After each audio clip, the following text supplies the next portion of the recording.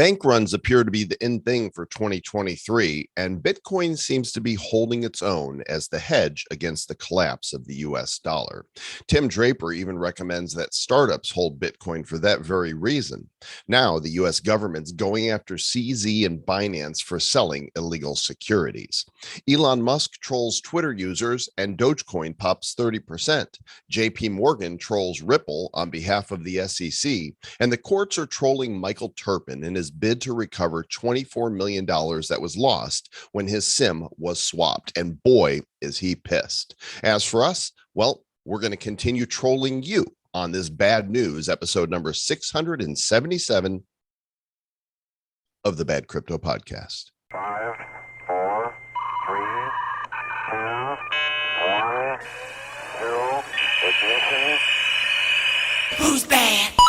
Welcome to the Bad Crypto Podcast, the show for the crypto curious and the crypto serious. We are trolling and joling and Travising. That is good. Yeah, I bet they're thinking at this point, like, oh, they're going to troll us? Like, why do I even listen to this show?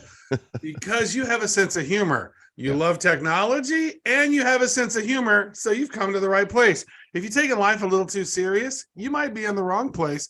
But if you like to crack jokes and have fun, be a little bit of a smart ass, make corn jokes, you're in the right place. You have found bad crypto. Crypto's not bad. We are. We are, but are the markets bad? I don't know. Let's take a look. Timestamp is the 4th of April at 1:30 p.m. Atlantic Standard Time. Total crypto market cap $1.2 trillion. Bitcoin 28,161. Ethereum on a 9% run this week. Look at that spike up, 1870. BNB 311. Even with the news we're going to share about CZ, XRP has been on a little bit of a move this week. 50 cents. Cardano 39. Dogecoin 9.5 cents. Polygon $1.14. What do we got for big winners this week, Trev? Holy cow! What is look at that. SXP? Well, that's pretty impressive. SXP. I've not even heard of that, but look at that. 24-hour volume, almost $900 million. That to me says, Travis, you should probably look into that and see what that is, because I've not researched that. Caspa, never heard of Caspa. I have heard of Casper Network, which is great. And then look at Dogecoin right there, 30%. That was pretty impressive.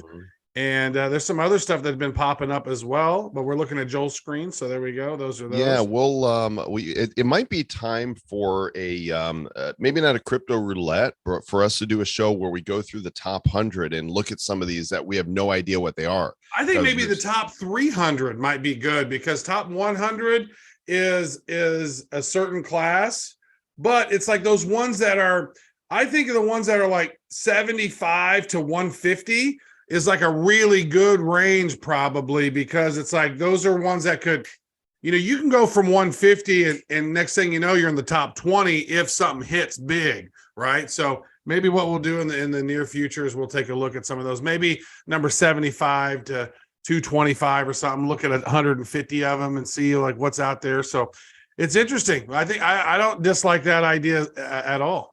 I'm going to look at number 232 because now you got me on a thing here, and I'm just going to be totally random and go number 232 is Energy Web.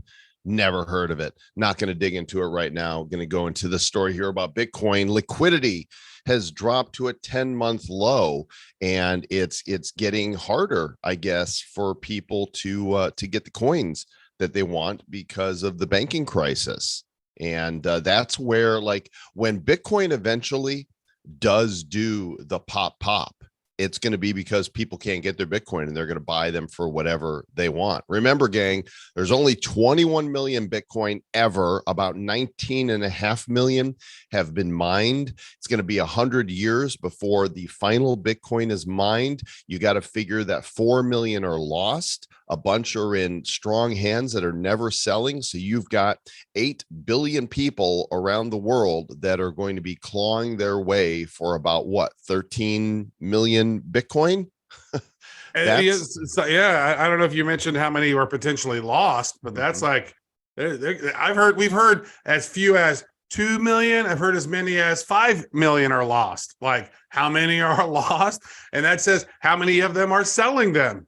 How many people are wanting to get rid of their cryptos, right? So it would almost seem that on a normal cycle, Bitcoin might not be ready to rock and roll on a normal cycle. But if you've looked at this economy, this is anything other than normal at this point. And this could be the mother of all for the collapse of, well, we know the banking of crypto-friendly banks are starting to go away.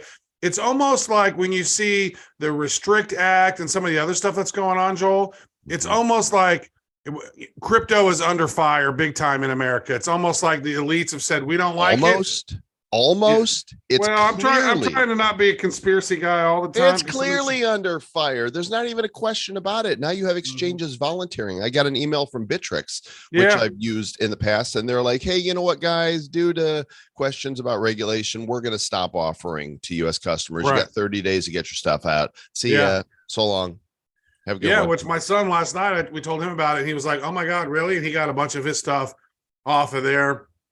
And dude, I had a great conversation with him last night, actually. I got on Discord server we were working on, and I ended up having like a 3-hour conversation. If you have teenagers or somebody who's in their young 20s or, under the age of 30, get on Discord with them and have a video call like you would normally have on a Zoom business call or something. I think that's the kids' choice of place to hang out. And so give them a call and hang out and share your screen. I was teaching them all kinds of AI stuff last night, Joel, which was pretty fun. Nice. One of the traditional hedges against the dollar falling has been precious metals. And just, to point out crazy times, look at this, the price of gold back over $2,000 an ounce. And silver. Yeah. I mean, you could see when the rails, wheels started really falling off here off the banking system, and baboom. Man, that's not even that big. Like, oh my God, look at that. Yeah, it's gone up 2%. Right. I mean, it's like not huge, but realistically, in my opinion, Joel, gold should be probably $20,000 an ounce, if not $200,000 an ounce. Well, the thing is, we don't know what if huge deposits of gold and silver are discovered on Mars. All of a sudden there's like, they estimate how much is in the earth and how much is in supply. True. But all of a sudden they could discover all these new things. It's not finite. It's not like Bitcoin where there's only 21 million, because we could literally there could be a big huge comet that flies by or some asteroid that's all precious metals mostly, and there's a lot of scientists who think that that's a probability, is that there's big meteors or asteroids. I'm like, dude, give me some of them. Or maybe we just need to learn some alchemy, Joel, and turn lead into gold and be like, I need to turn lead into get into gold, trade it for Bitcoin. That'd be pretty good. Well, that's what we do as entrepreneurs, right? We're always doing alchemy and spinning nothing into something. Thoughts into things. This thing about CZ. So Bitcoin is up crazily, even though Binance and CZ could be in trouble. And, in this story, he is under investigation by U.S. regulators and is wanted by Interpol. And so Binance is not the last exchange by any measure. There's a lot of exchanges, but in terms of one that has served U.S. customers to some degree and is the biggest in the world, this is kind of a big deal. This is to me, it seems like it's the final frontier, right? And it's like, here we are, we're fighting for decentralization, but now what's happening? People who go, oh, don't talk about conspiracies and government has nothing to do. Government has everything to do with this whole thing. That's like, so when we talk about some of these conspiracy theories, it's not so much about, all these people are bad, because I don't think most politicians are bad. I think there's a few that are nefarious, and they are so in it for their own public gain that they don't want to see other people have gains. And so, it would seem to me, based on what I know and the research that I've done around CZ and the conversation we've had with this dude, they seem to try to do everything on the up and up as much as possible. And it's like, if they want to go after people, Joel, why is Sam Bankman-Fried, why did they just let him go? He came to America and he was immediately out of jail. Why? Because he donated millions and millions of dollars to a certain political class of people who said, okay, you go. Now we want to take down the other people and make people scared to even do business in America, right? So they can then kill all the crypto on and off ramps. How do you hedge your bet on this? get yourself some Bitcoin, because worst case scenario is you're going to have Bitcoin be able to trade Bitcoin to Bitcoin and circumvent the system that is crashing anyways. Basically, we're going to be moving to a BRICS economy before we know it, as the dollar becomes worth less and less and less. Sounds so conspiracy theory. And yet all you got to do is look and go, this is exactly what's happening right before your eyes. And conspiracy theorists are pretty much batting 1,000.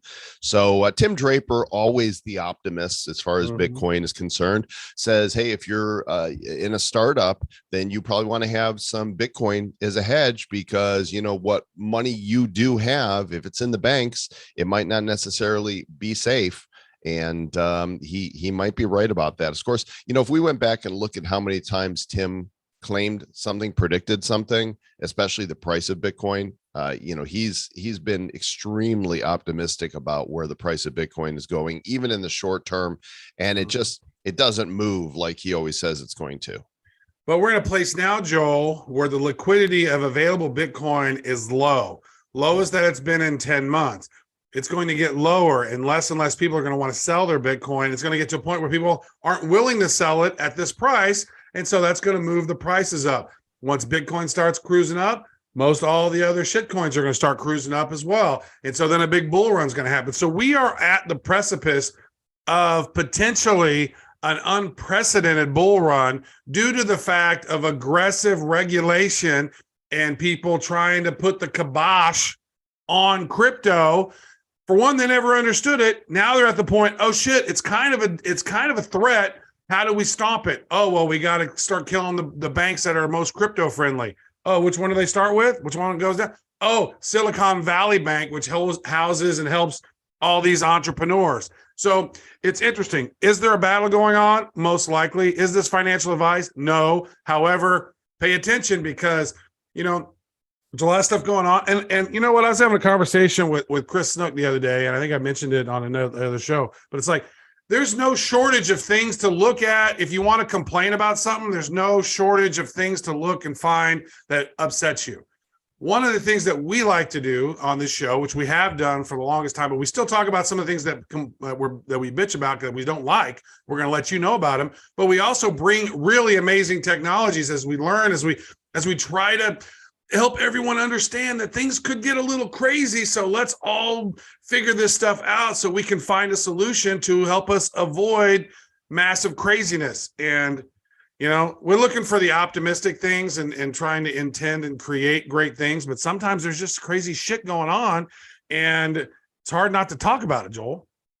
And on the last episode, we had Maine State Senator Brakey on and talked about legislation that was going to be coming before the Maine Senate. So John Deaton is going to be testifying before Maine State for a crypto policy. This has to do with the bill that Senator Brakey is going to bring to people. And John Deaton has been chosen by the XRP community to represent the first crypto policy. It's going to follow the standard of the Wyoming laws that have passed. Of course, Caitlin Long, friend of the show, has been with us many times, is helping support the bill's advancement. And you know, XRP is just one of those things that the people that are in the community, the true fanboys, they're like Bitcoin purists. They can't see anything else. And I'm not saying it's a good or a bad thing. I'm fine. I think any crypto other than the CBDCs and the Fed coin is probably going to be good for crypto.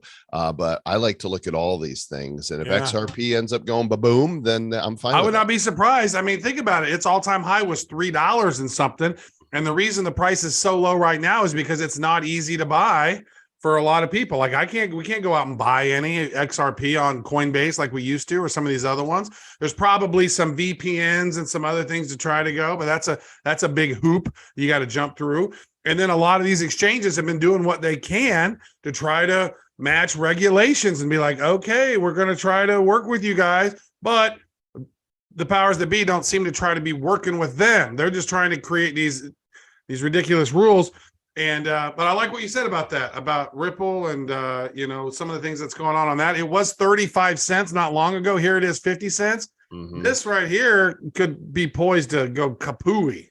Well, and this is something interesting in this, that the question is the SEC being influenced by JP Morgan in this Ripple lawsuit? There's a Freedom of Information Act that's been put in saying, hey, is there something shady going on here? Is JP Morgan Always some trying to shady going on. influence? Joe. The answer is yes. Of course there is. Of course there is. You're talking with people that they're greedy. They're just in this for themselves. They want to stop anything that's a threat to them. And there's some confidential documents and communications that are being asked for. I really don't know how this whole thing is going to pan out, but I sure hope that Ripple, I'm not cheering for XRP as a coin necessarily. I'm not cheering for it, but I would like to see the government lose this case. Well, Anytime it's the all government about the loses. judge and the jury, and if those are stacked, you know what happens when that happens. And now, fun news: Dogecoin exploded. I don't know if you guys saw this or not, but Elon Musk changed the Twitter icon from the bird to the Doge. There it is. There the it Doge is. Look went at that. pow. It went up 30-something% originally overall. This was out yesterday. I think it was up 30-something% as of now in the last 7 days. So This is trolling right here. This is master level trolling. To have Doge. Doge. What could they say that? Oh, you put a Doge logo up there. That's Doge manipulation. Like if he has a bunch of Doge coin and he changed that logo and put it up there because that's his stakeholding, can they come at him and say, "Hey, you were manipulating a crypto"? Like, because they could probably bust him on that because. Like we used to be land of the free, but it seems like those kind of he doesn't care. Shifted. He doesn't care. He just does not care. He's like, I'm the richest man in the world. Screw you. I'm gonna do what I want. Look, he posted this meme, pulled over by a cop. There's a Doge pulled over by a police officer, and he's got wings on him, and he's showing the driver's license to the police officer, and it's got a Twitter bird on it, and the Doge says that's an old photo. I mean, that's so Elon. Yeah. So I'm using the new app. I'm not using Twitter anymore. I'm using Dozier, which is it's the new Twitter, I guess. I just recently went through so my tweet stream typically lasts about 30 days. But then whatever bot I was using to clear out those old ones weren't clearing them out. So I had stuff going all the way back to like November. So I just cleared all of my stuff. So there shouldn't be any tweets of mine that's older than a month because you never know. Like sometimes I'll get on a little ranty phase and I'll be like, I'm responding to people. Then all right, I gotta delete all those. That reminds me, I'm probably due. I do the same thing. I like treating them as ephemeral. I feel like they should be treated like Snapchat used to treat content. You put it up and in 24 hours, it's later, it's gone. Like, what's the point of having old tweets unless you're trying to get somebody? Finally, from space, from beyond, we got done talking about Elon Musk. He's doing stuff out there in space. Well, there is a satellite that is orbiting Earth. It is blockchain powered, a cryptosat, and it's going to be a contributor to this Ethereum KZG ceremony. This is part of the Cryptographic Foundation for Ethereum Scaling, and this contribution is coming from outer space. What exactly is it going to do? How does Y'all the Mikhailsky. What is this? What did it say? Ethereum? Is this to honor the KGB? The KZG? Oh, that's different. It's like I thought they were talking about the FBI for a minute. I was like, what do you mean the KGB? Anyway, so there's a beacon out there in space, and the satellite's going to be sending data that can be verified with the use of this public key that was created in space. And this is pointy-headed stuff that I don't understand, but it's to me, it's just cool that hey, there's a satellite out there, and it's on the blockchain, and it's going to be sending packets, back to Earth to do some crazy stuff. And I wonder how long until Elon Musk does that with Starlink. You know what I mean? It's like you're using Starlink, and if you're using that with the internet, then you're earning some Starlink tokens or something. It's like there could be something cool with all of that. He's got all these satellites already up there doing stuff, bro. Couple new reviews here, 5 stars. We appreciate that by DNZ. Awesome show, hosts and guests, Joel and Travis, a unique way of making everything entertaining, even tax. I've listened to them since 2020, have learned so much about crypto, NFTs, and the macro implications of these. The NFT drops have been a great help in understanding how it all works. They're now also getting into AI, and I look forward to the perspective. Of course, they're talking about the bad AI show, which you can go and check out, subscribe, either audio or video version. Badai.show is the place that you want to do that. And listeners of that show are having opportunities to get NFTs that listeners of this show don't have, because you got to listen to all the shows, right? Yes, as Joel mentioned, you got to be part of it to be able to participate. So one of the things that is really fun that we're doing is this Nifty Club here, badcrypto.uncut/network. If you just go, we originally it was badcrypto.uncut.fm. Now it's a little bit longer, goes to the same place. But we have this little card right here, which is now $3.74 because the price of Ethereum has gone up. But this right here is the Bad Crypto Nifty Club. You get this, and this will allow you to get some airdrops. But then every once in a while, we also have things you can claim on your own. You got to go into the platform and go claim them. Now, we did this with this character called Captain Corn. Captain Corn was one of the very first NFTs. The very first day that I got access to Midjourney, I created Captain Corn, and we put him out as an NFT. One of our very first NFTs that we launched. He's great. You can claim him. Well, he's turned into a whole world, Joel. Yeah. You have been really having a lot of fun with AI, and you've created not just these NFTs, these 10 king wizards and a corn wizards and a king, but a whole story. There's a Discord, and there's big plans for this. And if you had the corn Captain Corn, you got dropped each one of these. There's 10 of them, and you received one of these randomly into your wallet. If you missed out on these, there's going to be opportunities to get others, but there's going to be corn queens, there's going to be corn princes and babies, there's going to be stories. We're talking about maybe doing a show production around this. This could turn into something real special, and you guys don't want to miss it. So go to badcrypto.uncut.fm and make sure you pick up one of the Bad Crypto Nifty Club NFTs. You'll find that one depending which page you go to, at the top or the bottom. That's it right there. We wanted to give them away, but then bots get them, so we're charging you 0.002 ETH, which currently is $3.74. Pony up, and you'll be getting some cool stuff from us. Yeah, we have fun with that. And so one of the ideas, what's so funny about this corn thing is it started with the corn poop joke, because corn's the only food you get to see twice as it comes visit you. And you listen to Bad Crypto, we got these corny jokes all the time.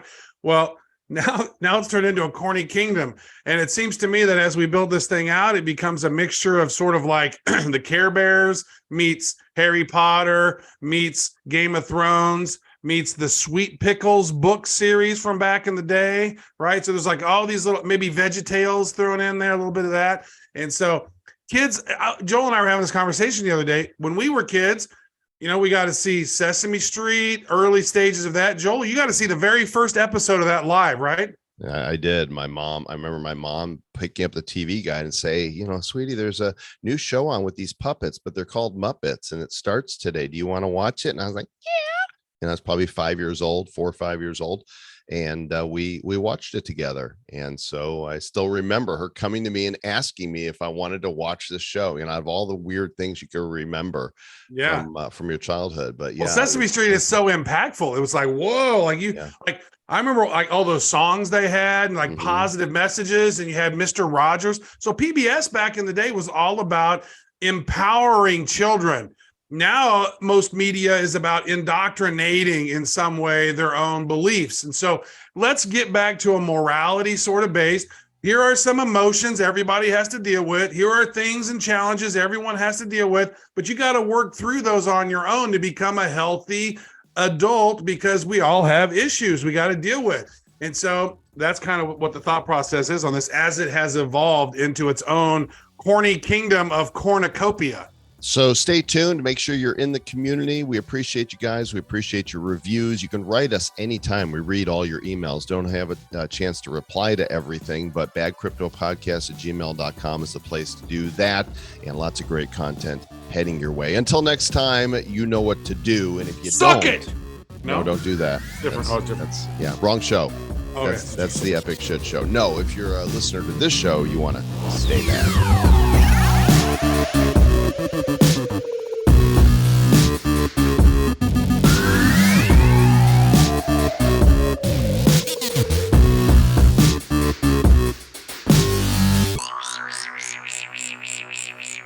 bad? The Bad Crypto Podcast is a production of Bad Crypto LLC. The content of the show, the videos, and the website is provided for educational, informational, and entertainment purposes only. It's not intended to be and does not constitute financial, investment, or trading advice of any kind. You shouldn't make any decisions as to finances, investing, trading, or anything else based on this information without undertaking independent due diligence and consultation with a professional financial advisor.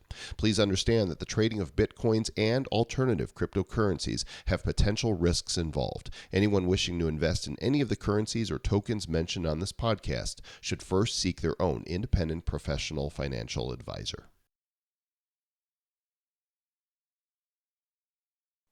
This just in, breaking news for those of you sticking with us after the disclaimer. By the way, the disclaimer still covers stuff that comes after the disclaimer. It doesn't have to be sequential. Back in episode 235, our friend Michael Turpin was on talking about the $24 million in crypto that he had stolen. I just heard from his press person, and apparently the courts have dismissed the case that he has. I'm just going to read this. I'm shocked and baffled by this ruling. This decision is especially mystifying since the court twice previously refused to dismiss the case. Sadly, the opinion ignores long-standing federal law and a mountain of evidence that AT&T was grossly negligent and consciously disregarded its legal duties to protect its customers from this type of cyber crime. He goes on to say it's a sad day in America when a victim of blatant internet theft of $24 million enabled by AT&T is deprived of his day in court. And he goes on to say, I intend to appeal immediately to the Ninth Circuit, where I'm confident that I will prevail. It's an important case for consumers who are entitled to the protection of their data. And he is not happy. And so we thought we would share that with you as well and hope that he does indeed prevail. Yeah. So you know what? Here's the thing. I would look at it like this. If we had a true justice system and we could go in and follow the money, you'd be like, well, it'd be a lot better for AT&T to pay a couple of $1 million to a circuit judge or somebody, right, who can have the power, maybe some DA or something that can make something disappear, than to have to pay Michael Turpin $24 million. So, it's like maybe there's something there. And I don't have any evidence about that. That's just all conjecture, conjecture, potentially. Conjecture. What rhymes with jacksha? Erection.